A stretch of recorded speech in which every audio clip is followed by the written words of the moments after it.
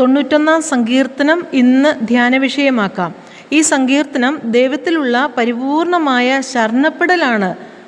ലോകത്തിൽ ഭയവും അശാന്തിയും നിറഞ്ഞു നിൽക്കുമ്പോഴും ദൈവത്തിൻ്റെ ചിറകിനടിയിൽ പൂർണ്ണ സുരക്ഷിതത്വമുണ്ടെന്ന് ബോധ്യമാണ് നമുക്ക് ലഭിക്കുന്നത്. ദിവസവും ഈ സങ്കീർത്തനം ധ്യാനിക്കുന്നത് നമ്മുടെ ആത്മീയ ജീവിതത്തിന് പുതിയ കരുത്തും പ്രത്യാശയും നൽകും.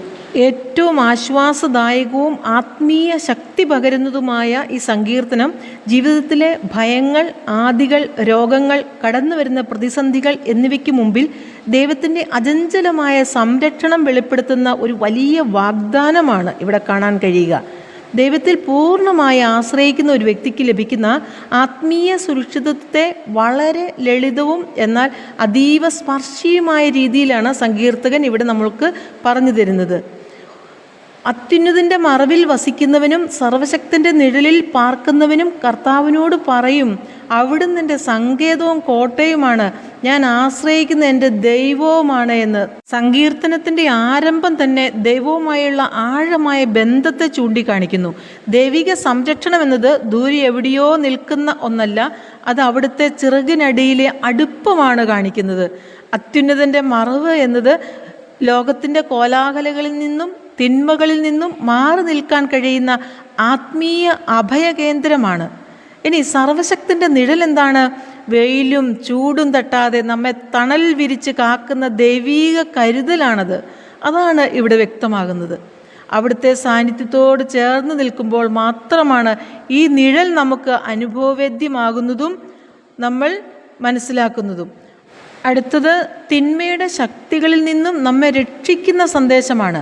നമ്മുടെ കണ്ണുകൾക്ക് കാണാൻ കഴിയാത്ത അപകടങ്ങളിൽ നിന്നും വീഴ്ചകളിൽ നിന്നും ദൈവം നമ്മെ കാത്തു സൂക്ഷിക്കുന്നു.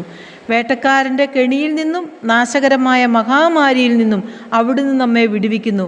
ഒരു തള്ളക്കോഴി തൻ്റെ കുഞ്ഞുങ്ങളെ ചിറകുകൾക്കടിയിൽ ഒളിപ്പിച്ച് നിർത്തുന്നത് പോലെ അവിടുന്ന് നമ്മെ അവിടുത്തെ തൂവലുകൾ കൊണ്ട് മറച്ചു പിടിക്കുന്ന അനുഭവം നമ്മളെല്ലാവരും അനുഭവിക്കുന്നവരാണ്. അവിടുത്തെ വിശ്വസ്തത നമുക്ക് പരിചയം കവചവുമാണ്. രാത്രിയിലെ ഭയത്തെയും പകലിൽ പറക്കുന്ന അസ്ത്രത്തെയും ഇരുട്ടിൽ സഞ്ചരിക്കുന്ന മഹാമാരിയെയും ഉച്ചയ്ക്ക് വിനാശം വിതയ്ക്കുന്ന നാശത്തെയും നാം ഭയപ്പെടേണ്ടതില്ലെന്ന് സങ്കീർത്തകൻ വ്യക്തമാക്കുന്നു. സങ്കീർത്തനം 91:11-12 പറയുന്നു, നിന്റെ വഴികളിലൊക്കെയും നിന്നെ കാത്തു സൂക്ഷിക്കേണ്ടതിന് അവിടുന്ന് തൻ്റെ ദൂതന്മാരോട് ആജ്ഞാപിക്കും.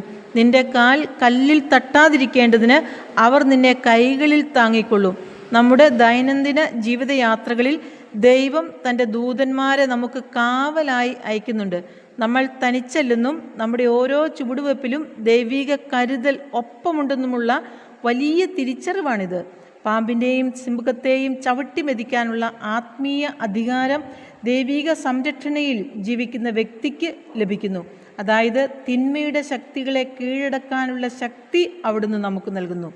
ദൈവത്തിൻ്റെ 8 വാഗ്ദാനങ്ങൾ നൽകുന്നതായി സങ്കീർത്തനത്തിൻ്റെ അവസാന ഭാഗത്ത് 14 മുതൽ 16 വരെയുള്ള വാക്യങ്ങളിൽ നമുക്ക് കാണാൻ കഴിയും.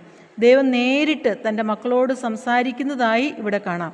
ദൈവത്തെ സ്നേഹിക്കുകയും അവിടുത്തെ നാമം അറിയുകയും ചെയ്യുന്നവർക്കായി 8 മനോഹരമായ വാഗ്ദാനങ്ങളാണ് നൽകുന്നത്. ഞാൻ അവനെ വിടുവിക്കും, പ്രയാസങ്ങളിൽ നിന്ന് കരകയറ്റും, അവനെ അങ്ങനെ ഞാൻ രക്ഷിക്കും. ദൈവനാമം അറിയുന്നതുകൊണ്ട് അവൻ സുരക്ഷിതനാകും. അവനെ ഞാൻ സുരക്ഷിതനാക്കും. അവൻ എന്നെ വിളിച്ചപേക്ഷിക്കുമ്പോൾ ഞാൻ അവന് ഉത്തരമരുളും. പ്രാർത്ഥനകൾ കേൾക്കും. കഷ്ടതയിൽ ഞാൻ അവനോട് കൂടെയിരിക്കും. പ്രതിസന്ധികളിൽ അവിടുന്ന് നമ്മെ തനിച്ചാക്കില്ല. അവൻ നമ്മെ മോചിപ്പിക്കും.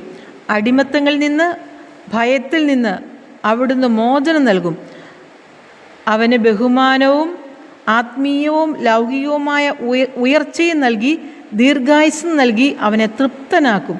ജീവിതത്തിൽ സംതൃപ്തിയും സമാധാനവും നൽകും. എൻ്റെ രക്ഷ അവന് കാണിച്ചു കൊടുക്കും. ശാശ്വതമായ രക്ഷയുടെ അനുഭവം അവൻ അനുഭവിക്കും. ഇങ്ങനെ എത്രയോ കർത്താവിൻ്റെ കാവൽ അനുഭവങ്ങളാണ് നമുക്ക് ഈ സങ്കീർത്തന ഭാഗം നൽകുന്നത്. അതനുഭവിക്കുന്ന നമ്മളോ എത്രയോ ഭാഗ്യവാന്മാർ തന്നെയാണ്.